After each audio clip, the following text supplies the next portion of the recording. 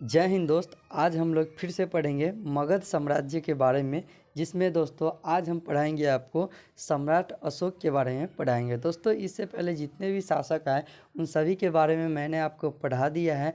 और अगर आप लोगों को वो वीडियो चाहिए तो आप मेरे यूट्यूब चैनल पर चले जाइए। प्रोफाइल खोल के आप जैसे ही प्लेलिस्ट में जाएंगे तो वहाँ पर आपको मिल जाएगा, तो आप लोग वहाँ से देख लीजिएगा। तो आज हम लोग पढ़ेंगे किसके बारे में, अशोक के बारे में। तो अशोक का जन्म जो है, अशोक का जन्म 304 BC पाटलिपुत्र में हुआ था। तो अशोक सम्राट का जन्म कहाँ हुआ था? तो अशोक सम्राट का जन्म जो है पाटलिपुत्र में हुआ था। कब हुआ था? तो 304 BC में हुआ था। इसी के साथ अगला देख लेंगे। अगला क्वेश्चन है दोस्तों हमारा कि बौद्ध ग्रंथों के अनुसार, ठीक है, किसके अनुसार? तो बौद्ध ग्रंथों के अनुसार अशोक ने राजा बनने के लिए 99 भाइयों की हत्या कर दी। कितने भाइयों की? तो 99। यानी अशोक जब राजा बना, मगध के साम्राज्य पर बैठा, मौर्य वंश का शासक था, तो उसने गद्दी पर बैठने से पहले अपने 99 भाइयों की हत्या कर दी। ऐसा लिखा हुआ है कहाँ? तो बौद्ध ग्रंथों में लिखा हुआ है। इसी के साथ नेक्स्ट पॉइंट देख लेंगे। नेक्स्ट पॉइंट में क्या है कि 269 ईसा पूर्व में, ठीक है, 269 ईसा पूर्व में यानी BC में इस अशोक ने अपना राज्याभिषेक कराया। यानी राज्याभिषेक अशोक का कब हुआ? तो 269 ईसा पूर्व में अशोक का राज्याभिषेक हुआ था। इसी के साथ अगला पॉइंट देख लेंगे। अभिषेक के 8वें वर्ष, यानी जब अशोक का राज्याभिषेक हुआ था तो अभिषेक के 8वें वर्ष अर्थात 261 ईसा पूर्व, 261 ईसा पूर्व में अशोक ने कलिंग पर आक्रमण कर दिया। ठीक है, कहाँ पे आक्रमण किया? तो कलिंग पर आक्रमण किया। कब किया? तो राज्याभिषेक उनका हुआ था 269 ईसा पूर्व में, और उसके 8वें वर्ष बाद यानी 261 ईसा पूर्व में अशोक ने कलिंग पर आक्रमण कर दिया। नेक्स्ट पॉइंट देख लेंगे। कलिंग आक्रमण की जानकारी, कलिंग आक्रमण की जानकारी खारवेल के हाथी गुफा अभिलेख से मिलती है। राजा जो खारवेल थे उड़ीसा के राजा थे। कहाँ के राजा थे? तो उड़ीसा के राजा थे। यहाँ पे लिख देता हूँ उड़ीसा। नेक्स्ट पॉइंट, कलिंग आक्रमण के समय कलिंग का राजा कौन था? तो कलिंग का जो राजा था वो नंदराज था। कलिंग आक्रमण के समय कलिंग का राजा कौन था? तो कलिंग का राजा नंदराज था। नेक्स्ट पॉइंट, कलिंग में हुए भीषण नरसंहार को देखकर अशोक का हृदय परिवर्तन हो गया। अशोक का हृदय परिवर्तन कैसे हुआ? तो कलिंग में जो भीषण नरसंहार हुआ, यानी इतना खतरनाक मार हुआ कि वहाँ पे जितने भी बच्चे थे, औरत थे, सभी को काट दिया गया। तो जिसे देखकर, ऐसे नरसंहार को देखकर अशोक का हृदय परिवर्तन हो गया। उसके बाद उन्होंने युद्ध करना छोड़ दिया। ऐसा माना जाता है कि अशोक ने हाथियों को प्राप्त करने के लिए युद्ध किया था। तो आपसे पूछेगा कि कलिंग युद्ध अशोक ने क्यों किया था? तो यहाँ पे आपको जवाब देना पड़ेगा कि हाथियों को प्राप्त करने के लिए कलिंग युद्ध किया था। नेक्स्ट पॉइंट देख लेंगे यहाँ से। कलिंग आक्रमण के बाद अशोक ने बौद्ध धर्म अपना लिया। तो बौद्ध धर्म जो है अशोक ने कब अपनाया? तो कलिंग आक्रमण के बाद अशोक ने बौद्ध धर्म अपना लिया। उससे पहले वो नहीं अपनाया था। इस बात को आप ध्यान में रखेंगे। अगला पॉइंट देख लेंगे। बौद्ध धर्म अपनाने की प्रेरणा जो है, बौद्ध धर्म अपनाने की प्रेरणा अशोक को अपने भतीजे निग्रोध से मिला था। मतलब जो अशोक का भतीजा था निग्रोध, उससे उसे बौद्ध धर्म अपनाने की प्रेरणा मिली थी। लेकिन बौद्ध धर्म की शिक्षा अशोक को किसने दिया? तो उपगुप्त ने दिया। बौद्ध धर्म की शिक्षा किसने दिया? तो उपगुप्त ने दिया। और प्रेरणा किससे मिली? तो निग्रोध से प्रेरणा मिली थी। अगला पॉइंट है, अशोक का बौद्ध धर्म उसका व्यक्तिगत धर्म था। उसने कभी भी बौद्ध धर्म को राजकीय धर्म घोषित नहीं किया।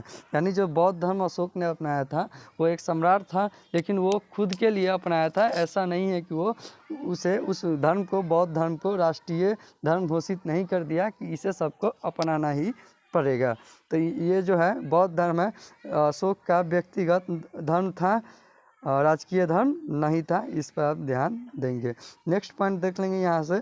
अशोक ने बौद्ध धर्म के प्रचार के लिए, अशोक ने बौद्ध धर्म के प्रचार के लिए अपने बेटे महेंद्र और अपनी बेटी संघमित्रा को श्रीलंका भेजा। कहाँ भेजा? तो श्रीलंका भेजा। किसको भेजा?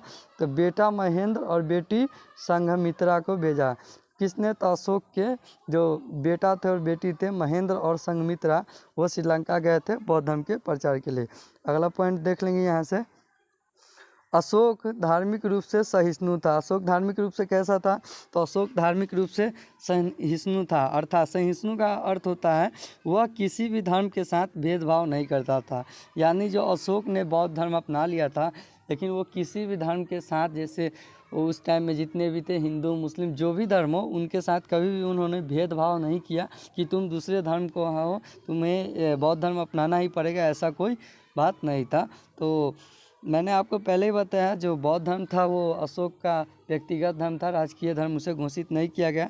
तो अशोक धार्मिक रूप से सहिष्णु था, अर्थात वह किसी धर्म के साथ भेदभाव नहीं करता था। इसे भी आप लोग ध्यान रखेंगे। इसी के साथ अगला पॉइंट देख लेंगे। श्रीलंका के राजा सिंघली संप्रदाय को छोड़कर, किसे?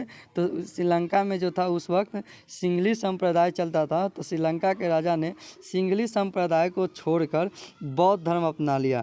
जब अशोक के बेटा महेंद्र और बेटी संघमित्रा श्रीलंका में गई थी बौद्ध धर्म के प्रचार के लिए, तो वहाँ के जो राजा थे उन्हें वो धर्म बौद्ध धर्म काफ़ी ज़्यादा अच्छा लगा, इसलिए उन्होंने सिंघली संप्रदाय को छोड़कर बौद्ध धर्म अपना लिया। अगला पॉइंट देख लेंगे यहाँ से। अशोक ने आजीवक संप्रदाय के लोगों को गया में स्थित बराबर की पहाड़ियों की 4 गुफा दान में दी। तो अशोक ने जो है आजीवक संप्रदाय के भक्तों को कितनी गुफाएं दी? तो 4 गुफाएं दी। कहाँ की? तो गया में स्थित है बराबर की पहाड़ी, वहाँ पे 4 गुफा था, उसे दान में दे दिया। कौन कौन वो गुफा है? तो सुदामा है, सुदामा, कर्ण, चोपड़ा, विश्व झोपड़ी, ये 4 जो गुफा था आजीवक संप्रदाय को अशोक ने दान में दिया था। अगला पॉइंट देख लेंगे। अशोक की 5 पत्नियां थी, सबसे प्रिय कारुबाकी थी। अशोक ने कुल 5 शादी किया था, जिसमें से सबसे प्रिय था वो कारुबाकी था। इसे आप लोग ध्यान रखेंगे। आगे आपको बताएंगे कारुबाकी का कौशाम्बी अभिलेख मिला है, जिसे रानी का अभिलेख भी कहते हैं, वो सब आपको पढ़ाएंगे। तो एक ही वीडियो में इतना लंबा मैं नहीं पढ़ा सकता हूँ, क्योंकि मोबाइल से अपलोड करता हूँ और मेरे पास उतना सुविधा भी नहीं है, तो डाटा काफ़ी ज़्यादा लग जाता है। तो इसी के साथ अगला पॉइंट देख लेंगे। अशोक भारत का पहला ऐसा शासक था जिसने अपने संदेशों को अभिलेख के माध्यम से जनता तक पहुंचाया। यानी जितने भी वो बात मतलब लागू करना चाहते थे अपने साम्राज्य में, जो भी बातें लागू करना चाहते थे, जो भी कोई सूचना थी, उस सब को क्या करते थे? तो अभिलेख लिखवा देते थे, पत्थर पर, शिलालेख पर और स्तंभ लेख पर, जो भी हो उस सब पर लिखवा कर उसी के माध्यम से अपने जो प्रजा थे उन सभी को वो सूचना देते थे। तो अशोक भारत का पहला ऐसा शासक है। पहला शासक कौन बना? तो भारत का पहला ऐसा शासक अशोक ही था जिसने अपने संदेशों को अभिलेख के माध्यम से जनता तक पहुंचाया। ठीक है, अभिलेख के माध्यम से जनता तक पहुंचाया। इसी के साथ अगला पॉइंट देख लेंगे। अशोक को अभिलेख लिखने की प्रेरणा इराक के राजा डेरियस से मिली। अब एग्जाम में पूछेगा कि अशोक को अभिलेख लिखने की प्रेरणा कहाँ से मिली थी? तो इराक के जो राजा डेरियस हैं थे, उन्हीं से उन्हें अभिलेख लिखने की प्रेरणा मिली थी। इसी के साथ अगला पॉइंट देख लेंगे। अशोक के अभिलेख की भाषा प्राकृति थी। अशोक के अभिलेख की भाषा क्या थी? तो प्राकृतिक भाषा थी। अशोक के अभिलेख की भाषा क्या थी? तो प्राकृतिक भाषा थी, जिसे 4 लिपियों में लिखा गया था। 4 लिपि में लिखा गया था इसे। अब नीचे आपको हम बता देते हैं वो कौन कौन सी लिपि थी। तो यहाँ पे पहला जो है वो ब्राह्मी लिपि है, यह भारत में मिले थे, भारत में मिले हैं। खरोष्टी लिपि, खरोष्टी लिपि कहाँ मिले? तो खरोष्टी लिपि पाकिस्तान में मिले। और ब्राह्मी लिपि कहाँ मिले? तो भारत में मिले। अरमाइक लिपि कहाँ मिले? तो अरमाइक लिपि जो है वो अफ़गानिस्तान में मिले। और ग्रीक लिपि कहाँ मिले? तो ग्रीक लिपि जो है वो अफ़गानिस्तान के उत्तर में मिले। ठीक है, इसे आप लोग ध्यान रख लीजिए। एक बार और मैं बता देता हूँ। ब्राह्मी लिपि भारत में मिले थे, खरोष्टी पाकिस्तान में मिले थे, अरमाइक लिपि अफ़गानिस्तान में मिले थे और ग्रीक लिपि अफ़गानिस्तान के उत्तर में मिले थे। इसी के साथ अगला पॉइंट देख लेंगे। अशोक